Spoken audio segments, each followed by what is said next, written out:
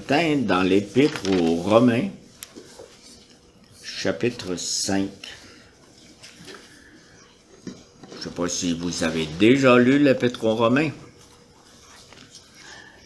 C'est considéré comme le livre, l'écrit de doctrine de l'apôtre Paul,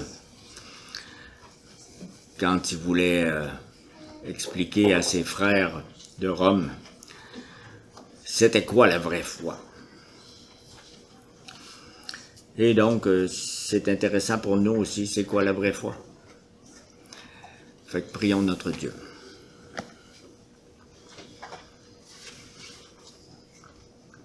Seigneur notre Dieu, l'apôtre Paul, par ton Esprit Saint, il a écrit pas seulement pour les gens de Rome, il a écrit pour nous ici.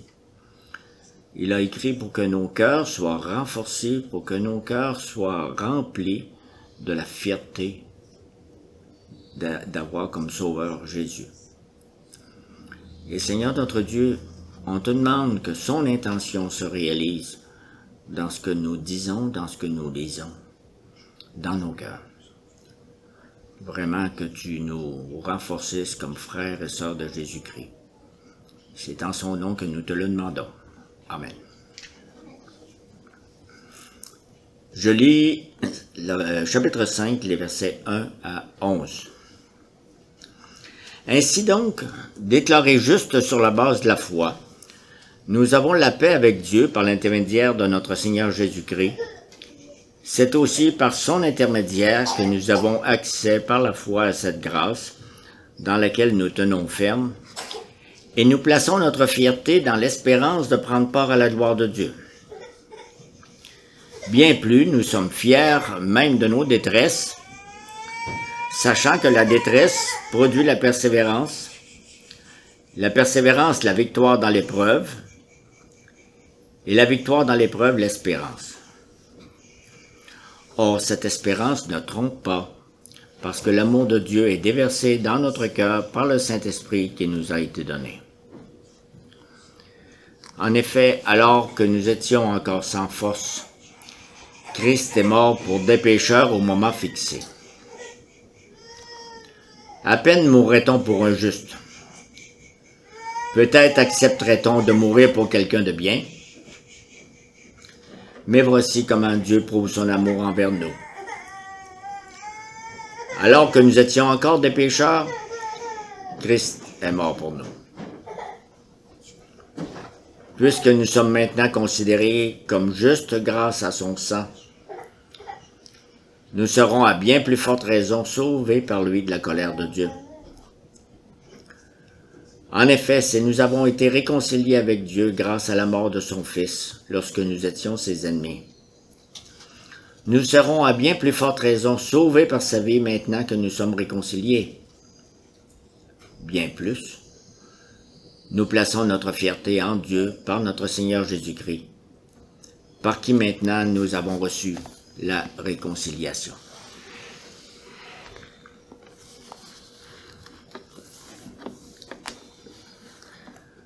Comme vous avez bien lu, Paul, il ne manque pas d'arguments. Retournons dans le passé, regardons dans le futur, bien plus et bien plus sûr. Quels sont vos sujets de fierté à vous? De quoi aimez-vous vous vanter? Que vous vous retrouvez avec des bons amis et vous dites « Ah, j'ai fait ça cette semaine, regardez le beau gâteau. Ah, regarde mes enfants. Wow! » C'est une drôle de question, n'est-ce pas? Un chrétien a-t-il le droit de se vanter de quelque chose? Je peux être, comme j'ai montré tantôt, fier de mes exploits au hockey, fier de mes exploits, je sais pas, dans les livres que j'ai écrits, ou fier des exploits de ma famille. Je peux vous montrer les photos de la ferme de mon père, ou n'importe quoi, mais peut-être ferais-je mieux d'avoir un peu plus d'humilité, n'est-ce pas? Nous aimons bien nous vanter de nos projets, de notre travail bien fait, de nos habiletés. Nos enfants que je vois travailler, bricoler, colorier, là, quand ils ont réussi à faire un beau dessin ou un beau bricolage, ils ne le cachent pas, n'est-ce pas? Ils sont fiers de nous le montrer. Même des fois, c'est un peu plus vieux, c'est leur pirouette en gymnastique ou leur pièce musicale. Il y a certainement une place pour être content et reconnaissant des talents que Dieu nous accorde et des belles choses que nous pouvons réussir par sa grâce. Mais rappelons-nous que rien ne vient de nous-mêmes et que tout vient de lui, de Dieu. Nous devons rendre à Dieu seul toute la gloire en toutes choses. L'apôtre Paul, je viens de vous parler de l'apôtre Paul, puis il a écrit de nombreuses lettres, puis on les vénère presque aujourd'hui. Il s'est vanté d'avoir travaillé plus que tous les autres apôtres, en prenant bien soin d'ajouter, dans 1 Corinthiens 15, si vous pouvez le dire, « Non pas moi toutefois, ça c'est la finale, mais la grâce de Dieu qui est avec moi. » Les Juifs et autres se glorifiaient d'être les meilleures personnes au monde. Ils ne rendaient pas gloire à Dieu. Ils voulaient leur gloire personnelle ou leur gloire comme peuple. Et Paul réplique en disant aux Corinthiens, ce que nous avons lu tantôt, que celui qui veut éprouver de la fierté, mette sa fierté dans le Seigneur. Donc, tout ce qui est écrit ici est sur ce thème-là. Parce Paul, dans notre texte, trouve des bonnes raisons pour se glorifier. Trois fois, il utilise l'expression « nous plaçons notre fierté », ce qui veut dire « nous nous réjouissons, nous mettons notre orgueil dans ces choses, nous en faisons notre fierté ». Qu'est-ce qui fait notre fierté dans ce texte? Au verset 2, « Nous plaçons notre fierté dans l'espérance de la gloire ». Au 3, verset 3, « Bien plus, nous sommes fiers même de nos détresses, de nos épreuves. » Au verset 11, « Bien plus, nous plaçons notre fierté en Dieu par notre Seigneur Jésus-Christ. » Donc, on vient d'avoir nos 3 points. 3 sujets de grande fierté. L'espérance de la gloire, les épreuves, aux surprises. J'espère que vous allez rester ici pour ce moment-là. Dieu lui-même par Jésus-Christ. D'abord, la fierté dans l'espérance de la gloire. Un petit retour dans l'Épître aux Romains, parce que là, on est au chapitre 5. Il y a tout un argument, une présentation dans les 4 premiers chapitres. C'est très structuré, l'Évangile présenté dans l'Épître aux Romains. Ici, Paul nous présente les fruits de la justification. Qu'est-ce que c'est ça, la justification? Le verset 1 dresse la table pour nous présenter les beaux fruits de la justification. Au verset 1, « Déclaré juste sur la base de la foi, nous avons la paix avec Dieu. » Ah, il faut savoir, dans les chapitres précédents, Paul s'est assuré de nous enlever toute raison d'être fier de soi. Personne ne peut se vanter de quoi que ce soit qui serait bon en lui-même. Les païens, loin de Dieu, rejettent la lumière de Dieu telle qu'on la voit dans la création et refusent d'adorer le vrai Dieu. Ils disent, on va prendre le soleil, on va prendre l'amour, on va prendre telle rivière, puis ça sera notre Dieu. Ils se tournent vers les vaines idoles et se livrent à leur passion mauvaise, ce que nous avons lu. Vous allez en trouver, approchez-vous, vous pouvez réarranger les chaises. Les Juifs proches de Dieu se vantent d'être les meilleurs parce qu'ils ont la révélation spéciale de Dieu dans l'Ancien Testament.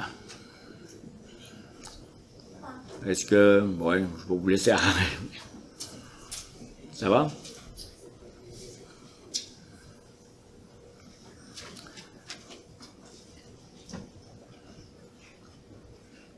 Merci.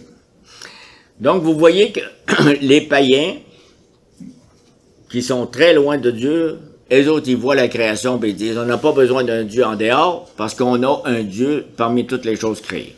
Les Juifs proches de Dieu, les autres, ils se vantent d'être les meilleurs, parce qu'ils ont la révélation spéciale de Dieu dans l'Ancien Testament. Mais, au fond, les Juifs, même s'ils sont très religieux, ils sont pécheurs, eux autres aussi.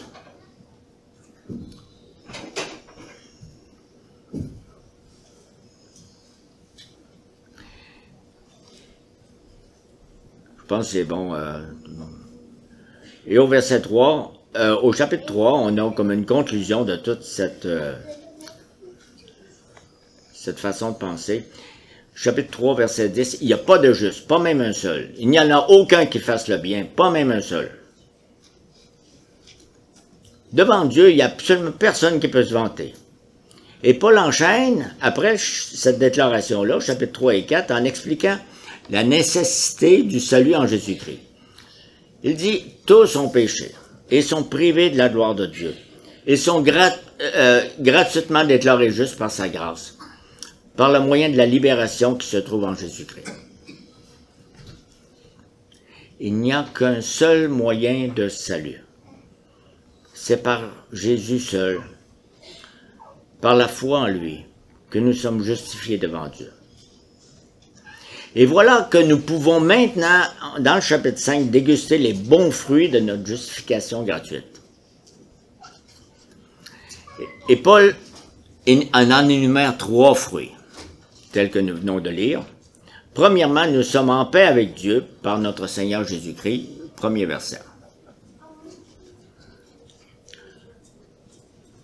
Deuxièmement, par la foi, nous avons accès à cette grâce. Nous tenons ferme dans cette grâce. Verset 2a. Verset 2, deuxième partie. Troisièmement, nous mettons notre fierté dans l'espérance de la gloire de Dieu.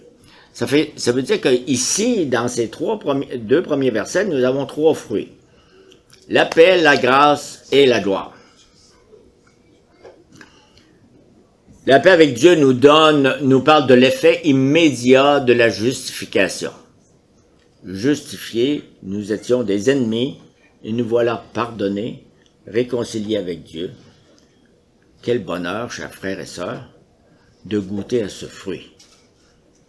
Ensuite, la grâce à laquelle nous sommes établis nous parle de l'effet permanent de la justification. Jésus est toujours disponible, toujours plein de compassion. Il est actuellement auprès du Père, comme notre avocat, et il est en train de prier pour nous. La justification, elle a un effet qui dure.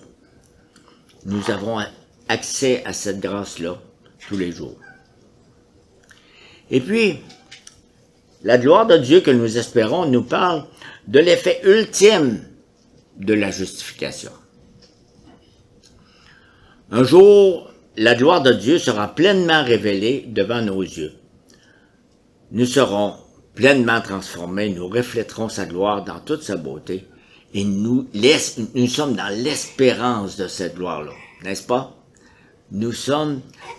On a hâte d'être devant Jésus, assis, non pas dans une salle de l'autel universel, mais dans la chorale des croyants et des anges en train de célébrer sa gloire, pas la nôtre.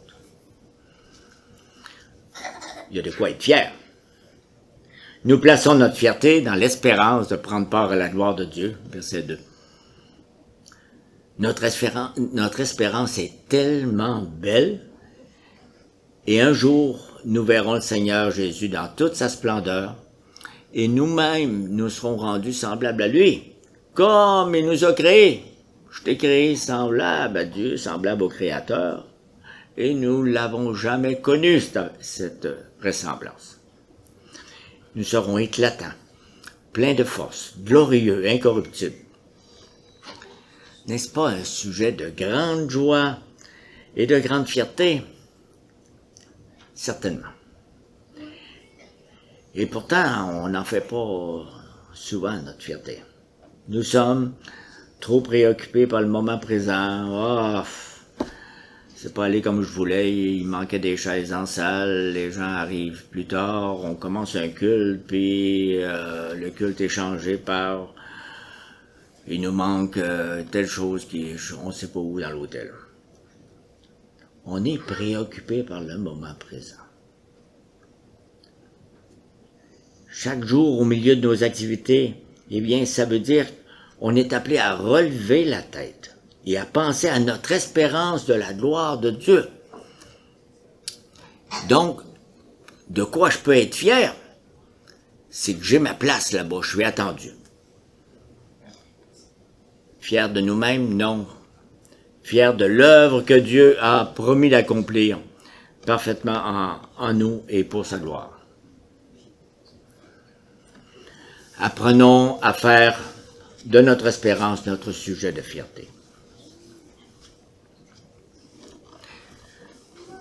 Mais comme nous avons lu tantôt, Paul ne s'arrête pas à l'espérance de la gloire. Il ne fait pas que se réjouir de ce qui s'en vient. Il est fier également de ce qui se passe aujourd'hui même, dans notre vie d'aujourd'hui. Aujourd'hui, on est le 15 octobre. Regardez votre vie d'aujourd'hui. J'ai vu des gens qui rentraient en se plaignant de telles choses, d'autres qui ont dit, bon, il manque quelqu'un de ma famille parce que il doit rester à la maison, et il doit soigner quelque chose. Comment être fier de ça? Paul dit au verset 3, « Bien plus, nous sommes fiers même de nos détresses. » Bien plus. Plus que la fierté de notre espérance de la gloire qui s'en vient, nous nous glorifions même dans les épreuves. De quoi il parle? Il connaît-il de quoi il parle? On dit aujourd'hui à quelqu'un, connais-tu ton affaire? Mais comment est-ce possible? Comment pouvons-nous vraiment nous réjouir quand ça va mal, puis on se sent souffrant? Être fier de nos souffrances? Par définition, une épreuve, ça cause peine et douleur. Puis ça, j'ai pas besoin d'aller loin, je pense que tout le monde connaît ce domaine-là de nos vies. Une maladie, ça nous affaiblit. Un accident, ça nous frustre pas mal. Un conflit, ça nous abat. Un échec, découragement, une moquerie, je m'en souviens longtemps. Une épreuve en général, ça nous humilie, ça nous abaisse. Il faut bien comprendre ce dont il est question ici. Notre joie ou notre fierté n'est pas dans la souffrance elle-même. Hey! J'ai 3e récidive de cancer, hurrah! Notre joie ou notre fierté est dans les effets produits par la souffrance. Nous n'allons pas nous plaire et nous complaire dans la souffrance. Nous ne courons pas après les problèmes. On n'est pas des masochistes. On ne donne pas de médaille à quelqu'un qui a la COVID pour la 5e fois. Mais à travers nos souffrances, nous voyons la main de Dieu qui est venu accomplir son plan bienveillant vers nous. En elle-même, la souffrance, ça produit pas de bons effets, vous le savez, hein? Ça produit, j'avance moins vite, ça produit, j'ai mal dans mon corps, j'ai mal dans mon esprit. Mais l'épreuve produit en nous un bon effet seulement quand l'Esprit de Dieu agit puissamment dans nos cœurs pour nous transformer à l'image de Jésus. Comment ça peut se faire? Probablement que vous pouvez tout raconter des événements, comment Dieu travaille à l'hôpital. C'est très vrai, mais comment Dieu travaille dans nos cœurs quand il y a une journée qui est une mauvaise journée. Quels sont donc les effets produits par la souffrance? Selon les versets 3 et 4, sachant que la détresse produit la persévérance, la victoire dans l'épreuve, et la victoire dans l'épreuve, l'espérance. Donc, on revient à nos 3 étapes. Première étape, l'épreuve produit la persévérance.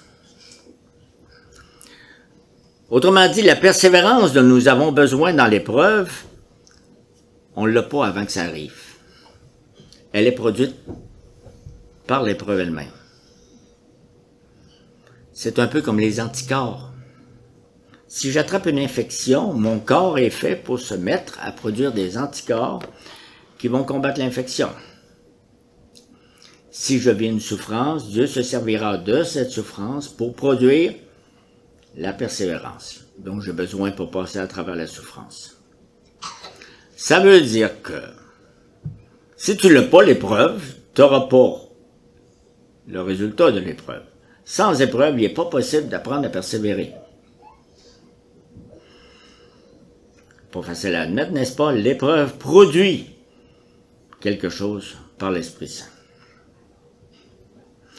Deuxième étape, la persévérance produit la victoire dans l'épreuve. La fidélité éprouvée, ou la victoire dans l'épreuve, c'est la qualité de quelqu'un ou de quelque chose qui a été testé et qui a résisté à cette épreuve-là. On va aller faire un autre exemple. Les compagnies, avant de mettre un produit sur les tablettes ou sur le marché, font des contrôles de qualité. C'est pour vérifier si leurs produits qu'ils nous vendent sont de bonne qualité. La voiture qu'on vous propose, est-ce qu'elle est confortable? Vous posez la question et celui qui représente la voiture, il doit dire oui, il y a quelqu'un qui s'est assis dedans et qui a vérifié que oui, elle est confortable. Est-ce qu'elle est performante, économique, sécuritaire, non polluante?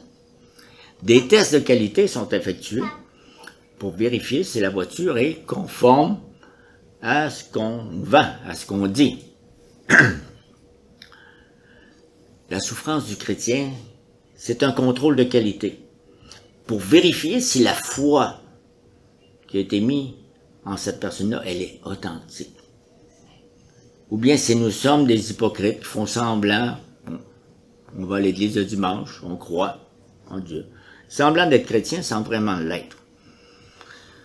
C'est la souffrance qui va venir faire le test de la qualité. Quand un enfant de Dieu est affligé par une épreuve, la grâce de Dieu lui permettra d'en sortir victorieux. Il ne sortira pas avec son trophée. Je l'ai fait, non. La grâce de Dieu, comme disait l'apôtre Paul, le contrôle de qualité sera concluant. L'épreuve produit la persévérance, et la persévérance produit quelque chose, la victoire dans l'épreuve. On est rendu à une troisième étape. Je dis suivre l'apôtre Paul, il faut savoir compter. La victoire dans l'épreuve produit l'espérance. Donc nous revenons à ce qu'on disait au début, on revient à l'espérance, mais pourquoi encore l'espérance? Qu'est-ce que les effets produits par l'épreuve ont à voir avec notre espérance?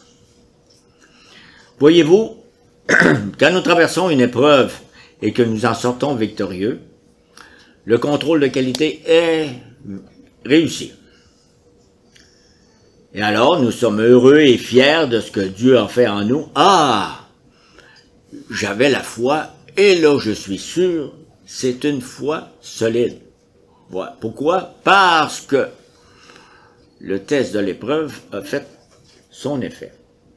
Par nous-mêmes, nous aurions été complètement incapables de réussir l'épreuve. Hein? Nous n'en avions pas la force. Il est bien évident que c'est Dieu qui nous donne la victoire dans l'épreuve. Et je pourrais vous donner des exemples toute la journée de ça. Hein? Vous avez des amis de la famille qui sont, comme on dit, dans notre expression québécoise, sur le dos à l'hôpital pour la 10e fois, et puis vous arrivez là, et c'est eux qui vous encouragent. Juste dans leur attitude, leur façon de parler. D'où ça vient? Regardez tout ce qui est accroché à leurs fils, leurs bras et tout ça. Ils sont souffrants et ils sont encouragés. Ça nous parle un peu de ça. Qu'est-ce que les effets produits par l'épreuve vont avoir avec notre espérance? Voyez-vous, quand nous traversons une épreuve et que nous en sortons victorieux, le contrôle de qualité, comme on vient de dire, est réussi. Et nous sommes heureux et fiers de ce que Dieu a fait en nous.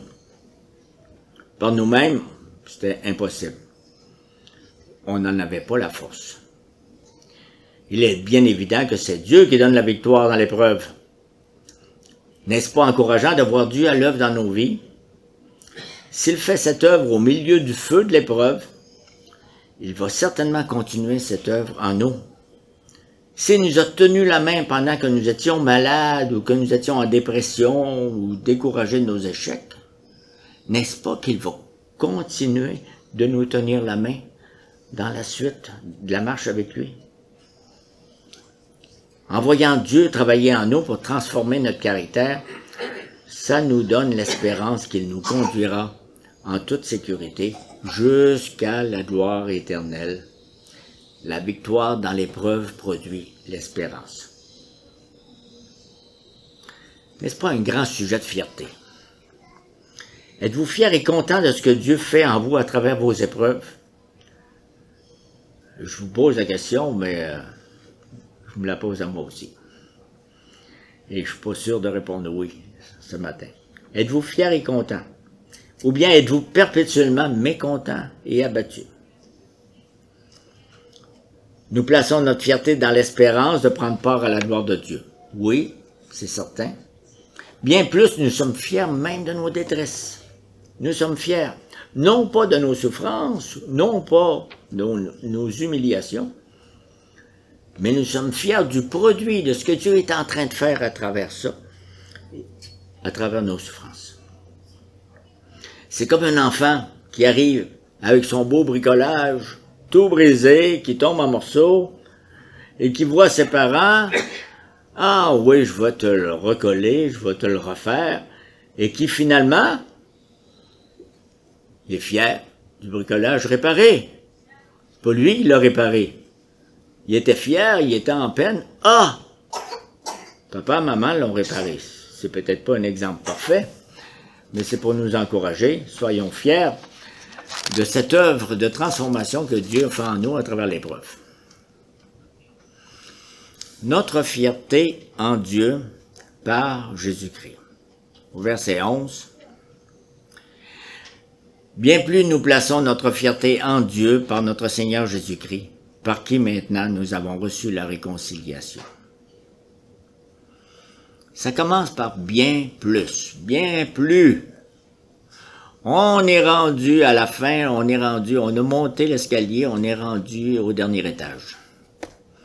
Plus encore que notre espérance de la gloire à venir, plus encore que nos souffrances actuelles à travers lesquelles Dieu agit, nous avons une autre raison, une raison plus grande d'être fiers. Fiers de quoi? Fiers de qui? Fiers de Dieu lui-même. Fiers de notre Sauveur et Seigneur Jésus-Christ. Fiers de son œuvre de rédemption, la croix. Dans les 5 premiers versets, nous avons vu les fruits de la justification. La paix avec Dieu, l'accès à la grâce de Dieu, l'espérance de la gloire à venir. Entre-temps, on a été interrompu dans notre réflexion par nos souffrances actuelles. Puis on a appris que les souffrances actuelles sont utiles. Ils font partie du processus vers la gloire à venir. Et là, dans cette dernière partie-là, versets 6 à 11, nos regards se tournent non plus sur ce que Dieu fait en nous aujourd'hui par son esprit, mais sur ce que Dieu a déjà fait pour nous autrefois. On n'est plus dans nos souffrances actuelles. On est dans. Il est question non pas de nos joies, de nos souffrances actuelles, mais des souffrances de la mort de Jésus lui-même. On reprend certains passages de cette partie 5 à 11. Le verset 5 nous fait regarder à maintenant, au présent, l'amour de Dieu est déversé dans notre cœur par le Saint-Esprit qui nous a été donné. Et le verset 8, il retourne. Mais voici comment Dieu prouve son amour envers nous. Alors que nous étions, on est dans le passé, nous étions encore des pécheurs, Christ est mort pour nous. C'est toujours bon de se rappeler, hein, un petit peu. Quand vous arrivez devant quelqu'un et il dit « C'est quoi ton histoire? C'est quoi ta vie? C'est quoi ton CV? » Ah oui, c'est intéressant de répondre à ces questions-là.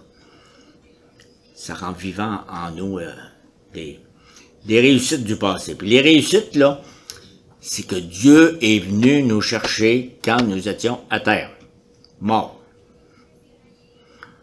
Aujourd'hui, le Saint-Esprit déverse à grand flot dans nos cœurs l'amour de Dieu pour nous. Comme c'est bon et délicieux. L'Esprit le fait parce qu'autrefois, Dieu nous a prouvé son amour pour nous, quand Jésus est mort pour nous. Comme ce fut pénible et douloureux pour lui, mourir pour nous. Donc, quel est notre plus grand sujet de joie, plus grand sujet de fierté? L'espérance de la gloire à venir? C'est une très belle raison d'être fier, très certainement.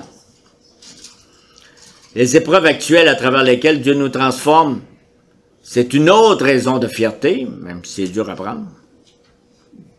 Mais la raison ultime de notre fierté, c'est Dieu lui-même. C'est Jésus en personne. à cause de tout ce qu'il a fait pour nous à la croix.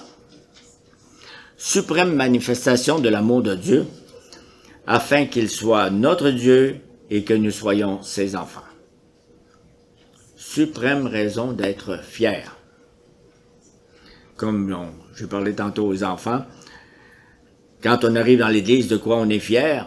Le monument, c'est la croix de Jésus. Et Jésus n'est plus sur la croix, c'est juste un rappel de sa victoire. Vous le savez très bien, aux yeux des sages, des philosophes, la croix de Jésus, c'est une folie. Voyons donc, comment réussir à sauver le monde en mourant? Aux yeux des grandes religions, la croix du Christ, c'est un sujet de honte. On ne montre pas ça, on cache ça, un corps mort. Aux yeux de plusieurs des gens autour de nous, la croix de Jésus, c'est un sujet de moquerie, c'est un sujet d'indifférence. Mais pour nous, est-ce que c'est une moquerie? Est-ce que c'est un sujet de honte, d'une folie? C'est notre plus grande joie. C'est notre fierté suprême. Est-ce que ça nous arrive, frères et sœurs, d'avoir honte de nous-mêmes? À cause de quelque chose qu'on ne réussit pas à nettoyer dans notre vie, d'un péché qui persiste, d'un échec qui nous humilie. Passons-nous par un découragement qui nous garde à terre, abattus? Est-ce que nous ne sommes pas contents de notre sort ou pas contents des autres? Avons-nous de la difficulté à garder notre joie en Jésus-Christ? Avons-nous même perdu cette joie? La question se pose. Je vous invite à considérer ce que Dieu nous dit aujourd'hui dans sa parole. Le Saint-Esprit déverse dans nos cœurs l'amour que Dieu a pour nous depuis toute éternité. Et cet amour, il nous l'a prouvé hors de tout doute à la croix pour nous réconcilier complètement avec lui. Alors, relevons nos têtes, soyons fiers de Jésus, fiers de son œuvre de rédemption. Paul dit dans Philippiens 4:4, « Réjouissez-vous toujours dans le Seigneur. » Comment il peut dire ça? Comment nous pouvons le chanter? Il dansait pas fort quand il a écrit ça. Il y avait des chaînes qui l'attachaient sur le mur de la prison. Réjouissez-vous pas dans les circonstances qui changent, mais réjouissez-vous dans le Seigneur. Oui, nous nous glorifions dans l'espérance de la gloire. Bien plus, nous nous glorifions dans les épreuves. Et plus encore, nous nous glorifions en Dieu par notre Seigneur Jésus-Christ.